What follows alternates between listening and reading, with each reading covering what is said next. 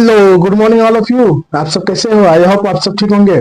मैं आजम सर, आप सबका स्वागत है हमारे यूट्यूब चैनल मैथ वाला में। पिछले क्लास में मैंने आप सबको बताए थे क्लास 9 के पेपर में। आज मैं उनके आगे बताना जा रहा हूँ आप सबको कुछ इंपॉर्टेंट महत्वपूर्ण क्वेश्चन है, इसलिए आप सब हमारे साथ वीडियो में अंत तक बने रहिएगा। अगर वीडियो अच्छा लगे तो चैनल को लाइक सब्सक्राइब शेयर जरूर कीजिएगा और बेल आइकन को प्रेस करना न भूलिएगा, क्योंकि आने वाले न्यू वीडियो का अपडेट आप सबको मिलता रहेगा। चलिए स्टार्ट करते हैं। पहला क्वेश्चन है, यदि एक त्रिभुज और एक समांतर चतुर्भुज एक ही आधार और एक ही समांतर रेखाओं के बीच स्थित हो तो सिद्ध करना है कि त्रिभुज का क्षेत्रफल समांतर चतुर्भुज के क्षेत्रफल का आधा होती है। मैंने इनसे पहले भी थ्योरम करवाए थे कि एक ही आधार और एक ही समांतर रेखाओं के बीच यदि एक त्रिभुज रहते हैं तो क्षेत्रफल में बराबर होते हैं, यदि एक समांतर चतुर्भुज दोनों रहते हैं तो वो भी क्षेत्रफल में बराबर होते हैं। लेकिन यहाँ पे कह रहा है कि एक त्रिभुज है, एक समांतर चतुर्भुज है, तब त्रिभुज का क्षेत्रफल समांतर चतुर्भुज क्षेत्रफल के आधी होती है। देखिए इसका करते हैं सॉल्यूशन। सबसे पहले फिगर बनाते हैं। कहता है एक समांतर चतुर्भुज है और उसमें एक त्रिभुज भी है। ये मेरा हो गया ए बी सी डी। एक त्रिभुज बना लेते हैं।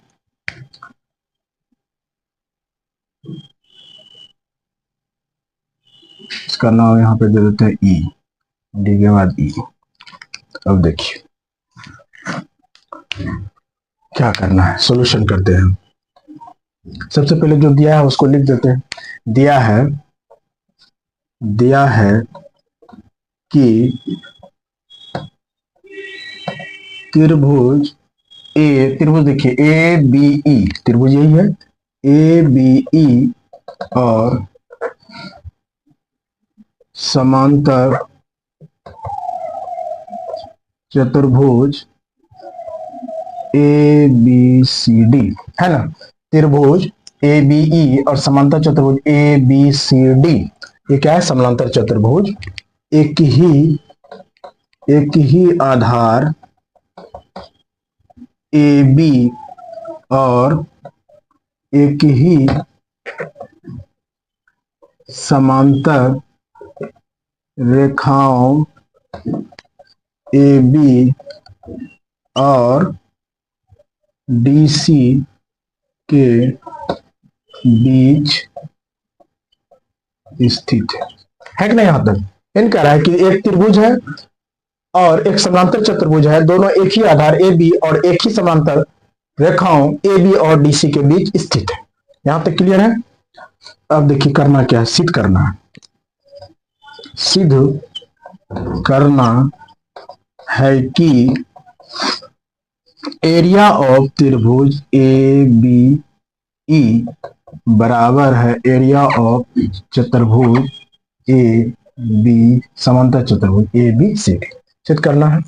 रचना, उसके बाद रचना क्या लिखेंगे?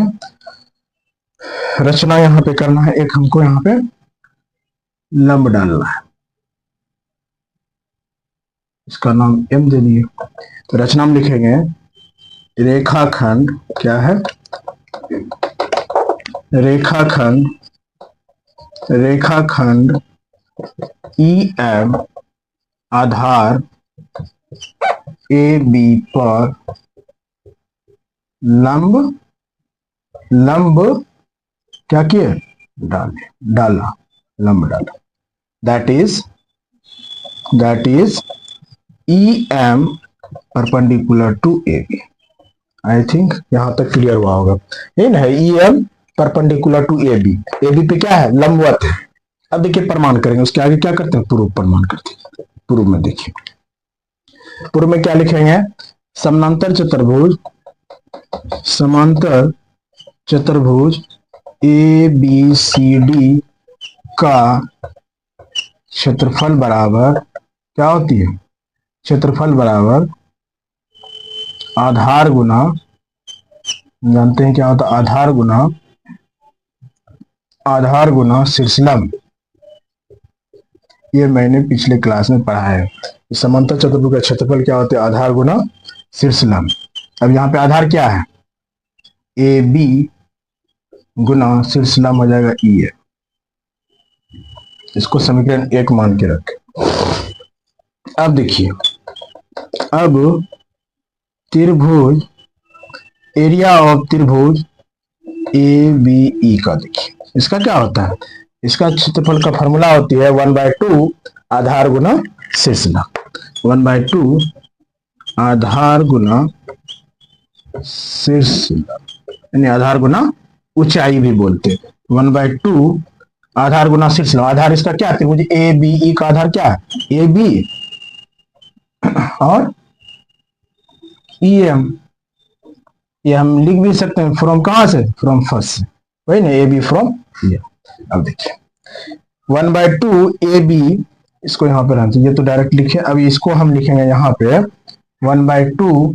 अब देखिए इसको A B Guna E M जो है यहाँ फर्स्ट में, देखिए यहाँ फर्स्ट में A B Guna E M जो है समीकरण फर्स्ट में, इक्वेशन फर्स्ट में किसका क्षेत्रफल है, क्षेत्रफल और समांतर चतुर्भुज ए बी।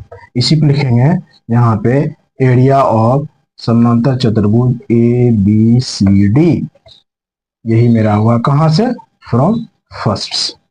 यही तो मुझे प्रूव करना था, इसलिए क्या हो गया, एरिया ऑफ त्रिभुज ए बी ई बराबर हो गया 1/2 एरिया ऑफ चतुर्भुज ए बी सी डी। यही तो मुझे प्रूव करनी थी।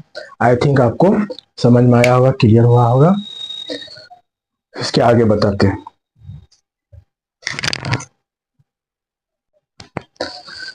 चलिए अगला क्वेश्चन है, कह रहा है कि दर्शाइए कि त्रिभुज की एक माध्यिका उसे बराबर क्षेत्रफलों वाले दो त्रिभुजों में विभाजित करती है। त्रिभुज की एक माध्यिका मतलब होता है मीडियन जो है माध्यिका, त्रिभुज को उसे कहता है कि दो बराबर क्षेत्रफलों में विभाजित करती है। देखिए चलिए इसका सॉल्यूशन करते हैं, समझिए अच्छे से। देखिए यहाँ पे कह रहे हैं एक त्रिभुज है, एक त्रिभुज ले लेते हैं, सबसे पहले त्रिभुज बना लेते हैं।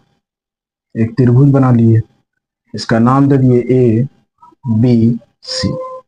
अब कह रहा है कि एक त्रिभुज की माध्यिका, माध्यिका मतलब होता है उसके आधार कोई भी, चाहे तो ए बी सी पे डालेंगे तो बीच में कटेगा, यदि ए बी पे डालेंगे तो यहाँ पे बीच में होगा, ए सी के यहाँ पे बीच में।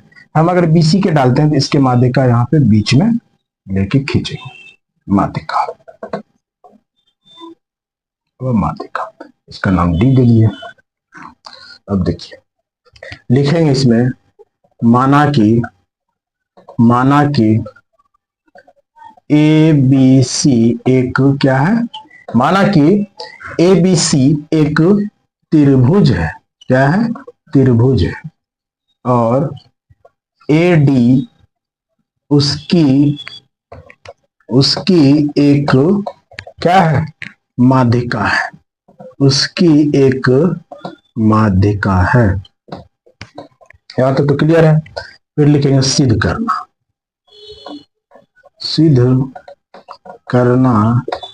है कि, सिद्ध क्या करना है कि बराबर क्षेत्रफलों में दो त्रिभुज विभाजित होती है। तो एरिया ऑफ त्रिभुज ए बी डी बराबर एरिया ऑफ त्रिभुज ए डी सी। कौन कौन हुआ, ये देखिए यहाँ पे एरिया ऑफ त्रिभुज ए बी डी सिद्ध करना है बराबर एरिया ऑफ त्रिभुज ए डी सी। ये वाला पार्ट दोनों सिद्ध करना है कि बराबर होता है क्षेत्रफल। चलिए उसके आगे देखते हैं। फिर क्या करना है, रचना में लिखेंगे, रचना करते हैं। यहाँ पे पहले एक परपेंडिकुलर डालते हैं, लंब, इस पे एक हम लंब डाल देते हैं, इसका नाम दे दिए एन। क्या दे दिए, एन दे दिए। तो लिखेंगे रचना में रेखाखंड A N Aadhaar B C पर एक लंब डाले या खींचा, that is A N perpendicular to, that is मतलब अर्थात भी लिख सकते हैं हिंदी में, that is A N perpendicular to B C. यहां तक हो गया, सीधी भी लिख दिए, रचना भी लिख दिए, जो दिया था उसको भी लिख दिए। अब क्या करना है, प्रमाण। देखिए प्रमाण में लिखेंगे, पहले इसका क्षेत्रफल निकालेंगे, ए बी डी का सबसे पहले क्षेत्रफल निकालेंगे। लिखेंगे एरिया ऑफ त्रिभुज ए बी डी बराबर क्या होता है, 1/2 आधार गुना शीर्ष लाभ। ये ना होता है जी। एरिया ऑफ त्रिभुज एबीडी क्या होगा, आधार गुना शीर्ष लंब। अब आधार यहाँ पे क्या है, 1/2 रख दिए जैसे एज इट इज। फिर आधार क्या है, बी डी, और शीर्ष लंब क्या हो जाएगा, ए। 1/2 आधार बी डी, क्या लिखेंगे यहाँ पे देखिए आप, बी डी के जगह पे हम लिखेंगे डी सी गुना ए। ऐसा क्यों लिखे, क्योंकि ये एडी मेरा क्या है, माध्यिका। माध्यिका मतलब होता है कि बीडी बराबर, माध्यिका मीन्स होता है कि बीडी बराबर डीसी होगी, इसको बराबर भागों में बांटते हैं दोनों, ये बराबर होगा माध्यिका। तो इसलिए चूंकि लिखेंगे बीडी बराबर क्या होगा, बी डी बराबर डीसी, यानी बीडी के जगह पे डीसी रख सकते हैं जब बराबर है तो। अब आप जानते हैं बी डीसी कहाँ पे है, डीसी देखिए ये है डीसी, और ये और लंबवत परपेंडिकुलर तो दोनों में सेम होगा, इधर खींचेंगे उधर बीच में लंबवत है।